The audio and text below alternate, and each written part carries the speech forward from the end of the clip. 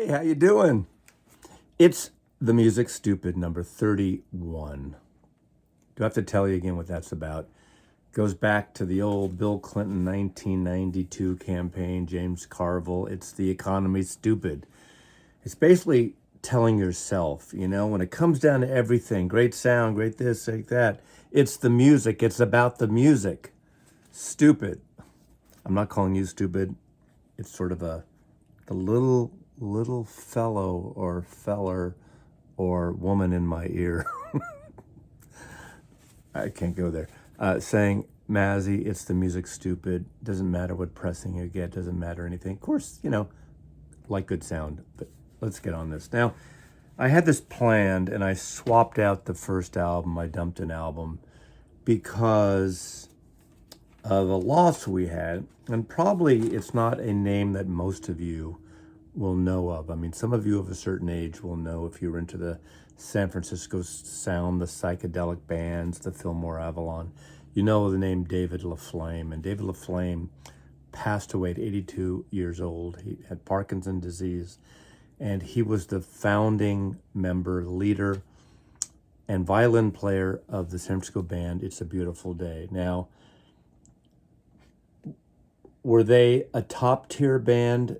Not in terms of fame, but they were right in there playing a lot of those great shows at the Fillmore Avalon and the various clubs, and then, the limited touring that these bands did. And of course, the hit that became sort of an FM staple for a while during this period is Whitebird, the opening track on this album. This album came out on Columbia Records in 1969.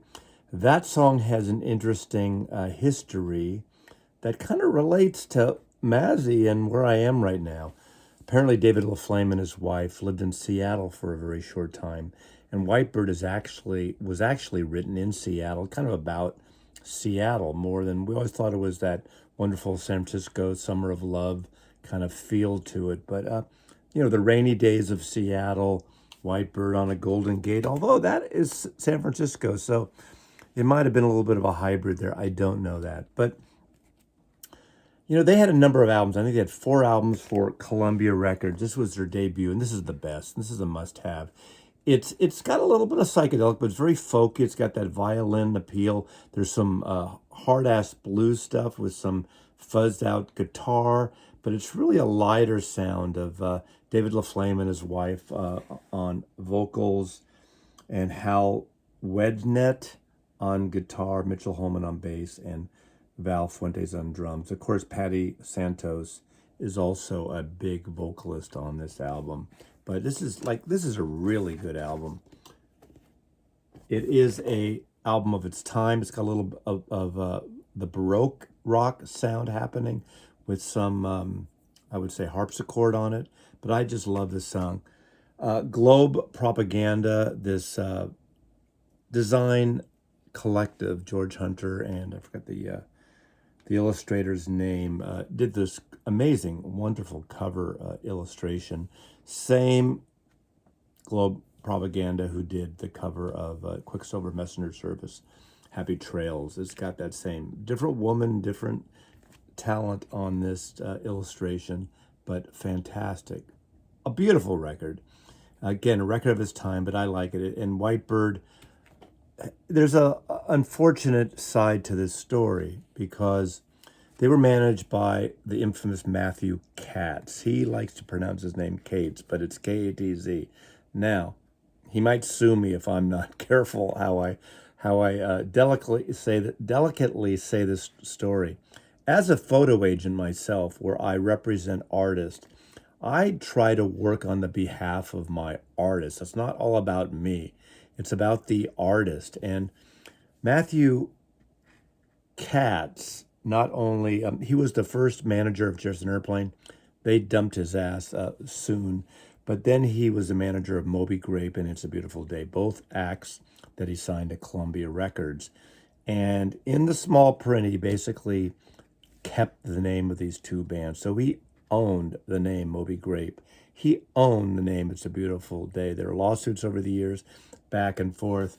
That is part of the reason Sunday's Records back in, I don't know, 15 years ago or so, reissued the first several Moby Grape albums and had to pull them very soon after that because Matthew Katz threatened legal action, which is total bullshit, and he screwed these guys up. In the 1970s, I'm thinking 76, 77, David LaFlame actually put a record out called David LaFlame's Whitebird, I believe, and he covers Whitebird again, his own song, and it's so amazing when you can't even put records out under your own name. That's the bullshit of that type of relationship in the music business. Not just the music business, any entertainment. Young artists come up, they don't know, they sign themselves away. But so to David Flame, I played this album earlier before I started this video, and I swapped it out. I just wanted to show It's a Beautiful Day on Columbia Records, the debut. A lovely, lovely album. Next, and again, when I do these, if you are new to this channel, I have a lot of new subscribers, and I really appreciate it. But It's the Music Stupid. I pick 5 albums that I just love from my collection. They're not random, but I kind of peruse through, and something pops out. The spine of something pops out, and the spine of Spike popped out. Elvis Costello. Now this has some sentimental attachment because this album came out, and the song Veronica was somewhat of a hit for Elvis Costello. And I saw Elvis Costello with my pal Vernon at the Concord Pavilion literally the week after my mother died in 1989. This album came out in 1989. Now, this should have been a collaboration between Elvis Costello and Paul McCartney. And Paul McCartney, Declan McManus, was doing these sessions with McCartney, these writing sessions. Of course, Flower in the Dirt, there's some of those songs on this, or some of the songs. I wish, I'm tripping over my lips today. I wish they really had done a joint collaborative album together. I think I like Elvis's Spike more than Flowers in the Dirt. They're nothing really alike, but there's some great bits to it. Again, there is some collaboration, some cross-pollination, if you will, but I think this is the better of the two. Music is not a competition, but of course, Veronica, what a great song. This Town is great, Let Him Dangle, God's Comic, beautiful song. Anyway, love this record, 1989, Elvis Costello, Spike on Warner Brothers Records. This is, I can't remember which order this is after he left Columbia Records, but love that cover too. That's such a, that's like God's Comic, right? Clown face in a way, this yin yang thing going on. Love that. Next is an album from 1996, a J.J. Cale record. I believe it's his, I don't know what number record it is, but this is J.J. Cale's Guitar Man. He had taken a sabbatical for a while. His 70s records are just must-haves. At least get the first one naturally. Get any of them from the 1970s that were on Shelter Records, part of MCA now and part of Universal. But this was, he hadn't done a record in a long time, and instead of coming from that whole acoustic, folk, bluesy, intimate sound, he got into some electronics. Now, this is not a electronic thing like 80s electronics, but there's some definitely guitar pedal stuff going on. This is a really good record. After this, I don't think he did another record for 6 years, so this stands alone. And I have memories of this CD in my car driving with my family down to Carmel, Monterey for a long weekend. But I remember this record. It opens up with Death in the Wilderness. That just assaults opening with this kind of guitar and percussive thing. It's just a really killer opening. I just love that song. There's a song on here, track 3, Days Gone By, which is a swampy blues, soulful number about smoking cigarettes and drugs. And, I don't condone the use of any foreign substance, but it's a killer song. It's one of those songs that you'd be late night FM, back in being from 1996. It's like a lovely song on here. Old Blue is a old traditional kind of country song. Byrds did it, the later Byrds period with Clarence White. and he does a fantastic version on here as well. But I love this sort of schematic-y architectural guitar transfer type of negative, positive, floating image on this album. It's kind of hard to get, I think, this album right now, but if you see it, pick it up.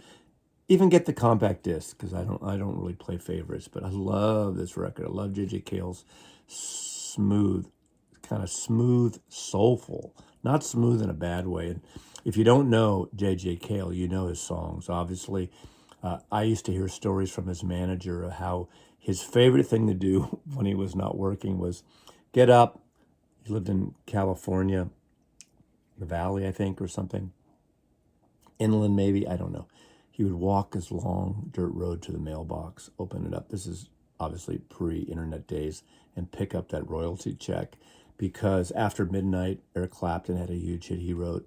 Cocaine, Eric Clapton had a huge hit he wrote. He did actually a pretty good album with Eric Clapton as well. So several of his songs, of course, Call Me the Breeze, Leonard Skinner had a wonderful version of that. So I think obviously he made more money on the publishing and other people covering a song, but his records, every single record, is worth picking up if you see it. So J.J. Cale, love that record. Now we're going to go to something from Los Angeles from 1968. This is the debut album by Spirit. This is an interesting thing because at the time, this had somewhat of a hit. FM radio played Fresh Garbage. That got a lot of, it's kind of a novelty song in a way, but it's really beautiful. And a lot of this, almost like polyrhythms in it. They're a hybrid of folk and rock, and probably the first of these kind of bands that actually fuse jazz in their music. And they're really interesting. Randy California. And on drums, was it drums? I think it was the old guy, the old guy, Cassidy, I think he was like 10, 15 years older than the rest of them at the time.